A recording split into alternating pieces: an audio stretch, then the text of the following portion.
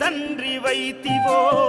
రెప్పచాటు కన్నీళ్ళే కష్టాలను మోసెరో తప్పులెన్ని ఉన్నాయో మన్నించి చేరదీయరో ఓర్వలేదు కలికాలం నాయి పయనం ఆపలేదు పలికిన నోరారా శరణం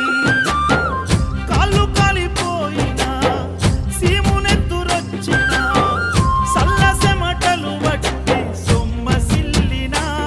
కనిపిస్తే చాలు అంటూ ఆ కలిని మరిచిపోతూ అయ్యప్ప నిన్ను చూడంటే కడుపు నిండదు